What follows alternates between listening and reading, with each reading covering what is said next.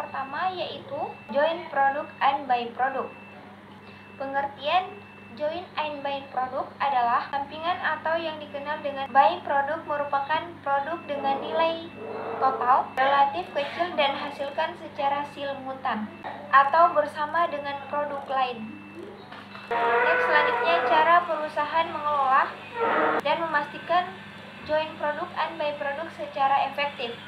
Yang pertama, mengelola biaya produk, dan yang kedua, strategi pemasaran yang terintegrasi. Next, selanjutnya materi terakhir, pembedaan karakteristik dan pembedaan joint product and byproduct.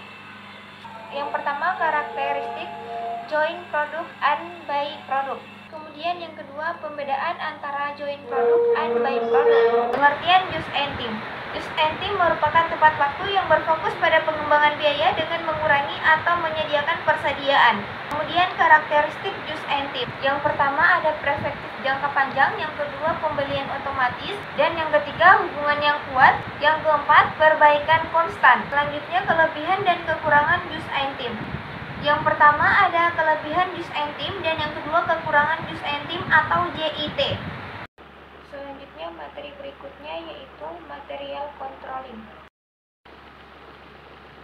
Pengertian material controlling atau pengendalian persediaan adalah suatu aktivitas yang menetapkan besarnya persediaan perusahaan, yang memperhatikan persediaan antara besarnya persediaan yang disiapkan. Selanjutnya materi berikutnya yaitu fungsi material controlling. Di dalam fungsi material controlling ada 3 poin. Yang pertama itu ada fungsi doping, yang kedua ada fungsi economic dan lasting, dan yang ketiga maupun yang terakhir fungsi antisipasi. Next, selanjutnya metode material controlling. Material controlling ada 4. Pertama ada material requirement planning atau MRP. Yang kedua ada economic order quantity atau disebut dengan EOQ. Kemudian yang ketiga ada ABC analysis, dan terakhir video preset in atau effect code. Selanjutnya materi berikutnya yaitu labor controlling. Labor controlling adalah proses pengendalian dan pengelolaan tenaga kerja dalam suatu organisasi yang bertujuan untuk memastikan penggunaan tenaga kerja dilakukan secara efisien dan efektif. Next, selanjutnya produktivitas dan biaya tenaga kerja. Di dalam perencanaan produktivitas ada 5 metode. Yang pertama, metode pengukuran produktivitas.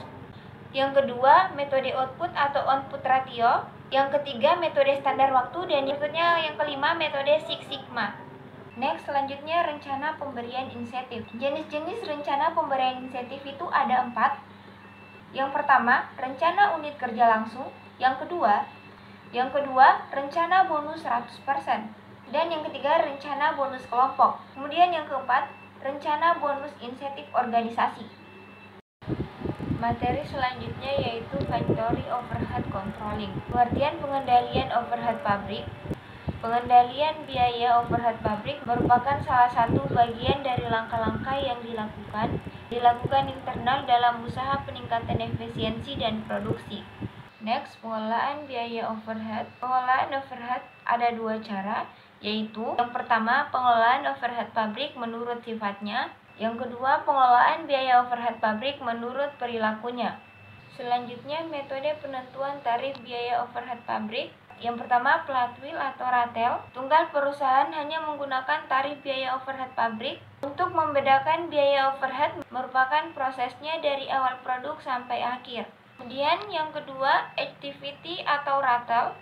Tarif aktivitas setiap perusahaan mendapatkan tarif biaya overhead pabrik untuk setiap aktivitas yang terjadi dalam pembuatan produksinya.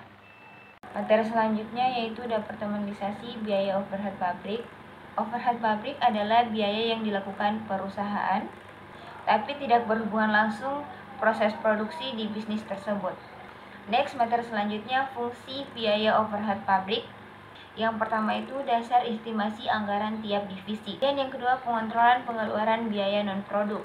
Dan yang ketiga sebagai dasar penyusunan strategi perusahaan. Dan yang keempat atau yang terakhir mengurangi biaya overhead yang tidak diperkenalkan.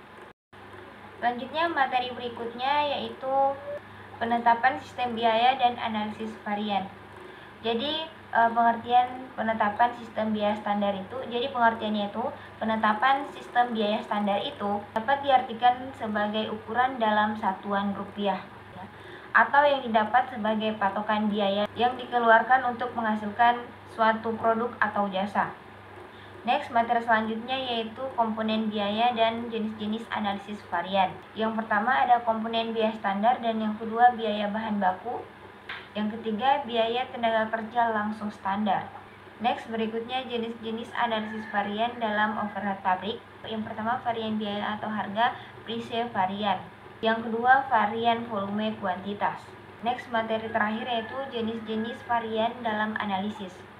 Di dalam jenis-jenis varian dalam analisis itu ada 5 poin. Yang pertama, varian bahan baku. Yang kedua, varian kuantitas bahan baku. Yang ketiga, varian harga bahan baku. Dan yang keempat, varian tarif upah. Dan yang terakhir, varian efisiensi jam kerja. Materi selanjutnya analisis biaya pemasaran. Pengertian biaya pemasaran, biaya perusahaan mencakup semua pengeluaran perusahaan untuk permintaan terhadap produk atau jasa, termaksud pengeluaran untuk ikatan promosi, penjualan maupun pemasaran digital. Next, berikutnya metode yang digunakan dalam analisis biaya pemasaran. Yang pertama, cost-sales ratio. Yang kedua, return on marketing investment atau disebut dengan RMI. Dan yang ketiga, activity based costing atau disebut dengan ABC. Next, berikutnya faktor-faktor yang mempengaruhi biaya pemasaran. Biaya pemasaran yang dikeluarkan oleh perusahaan tidak muncul dalam ruang manapun. Faktor yang mempengaruhi jumlah dan distribusi. Faktor yang mempengaruhi jumlah dan distribusi biaya tersebut.